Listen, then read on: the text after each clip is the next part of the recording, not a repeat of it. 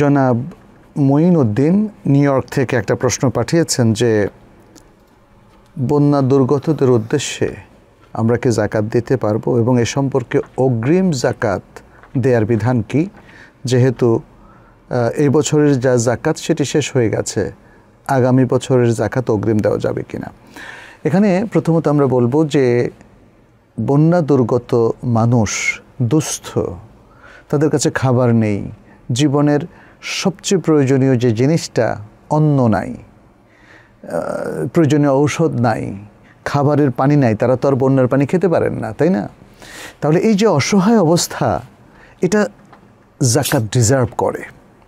আপনারা লক্ষ্য করবেন অসহায় লোকদের যাকাত থেকে হেল্প করার একটা অপশন কিন্তু আল্লাহ সুবহানাহু ওয়া তাআলা দিয়েছেন।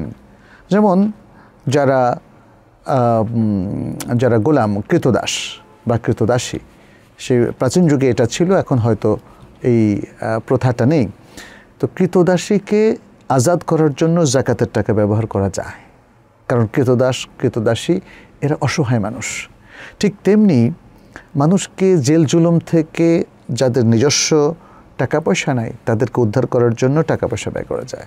ইবনুস সাবিল, মুসাফির, যে ব্যক্তি অসহায় মুসাফির, তার খাবারের সংস্থান নেই, থাকার জায়গা নেই, তাকে যাকাতের টাকা থেকে সরাইখানা রাখা যায়, খাবার দেওয়া যায়।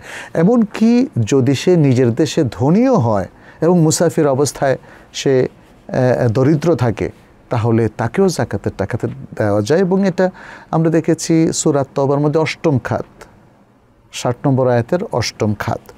সুতরাং যারা আজকে বন্যা দুর্গত অবস্থায় আছে, এমনিতেই এদের অধিকাংশই দরিদ্র।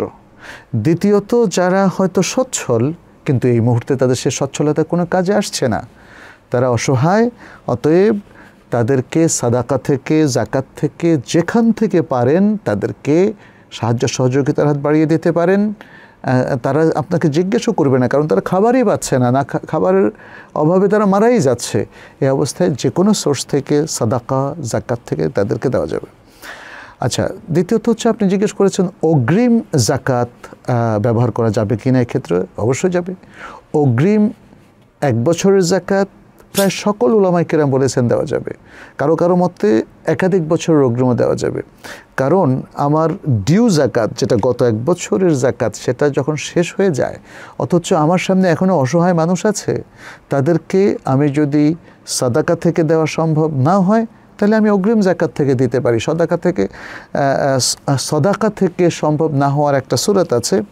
যেমন আপনারা জানেন, অনেক ব্যবসার মধ্যে মানুষ টাকা জমিয়ে রাখে, বছরের শেষে তার অনেক টাকা যাকাত আসে, কিন্তু এখন এই মুহূর্তে তার কাছে ক্যাশ নেই, তাহলে কোত্থেকে যাকাত দেবে?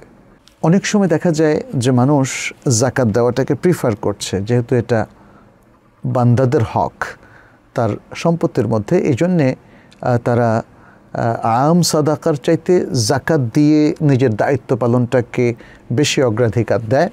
ফলে কোনো ব্যক্তি যদি অগ্রিম যাকাত দিতে চান এবং বছরের শেষে তিনি সমন্বয় করতে চান, তাতে কোনো অসুবিধা নেই। এটা দুর্গতদের ক্ষেত্রে এটা প্রযোজ্য হতে পারে, অথবা অন্য যে কোনো ক্ষেত্রেও এটা হতে পারে। অগ্রিম যাকাতের এই বিধানটা যে কোনো দুস্থ লোক অথবা বন্যার্ত মানুষ কিংবা যে কোনো সাধারণ অবস্থার দরিদ্রদের সবার ক্ষেত্রে এটা প্রযোজ্য হতে পারে। অর্থাৎ যাকাত ডিজার্ভিং বা যাকাত এর মুস্তাহিক যারা, তাদের প্রত্যেককেই অগ্রিম যাকাত থেকে সাহায্য সহযোগিতা করা যেতে পারে। আল্লাহু তাআলা আ'লাম।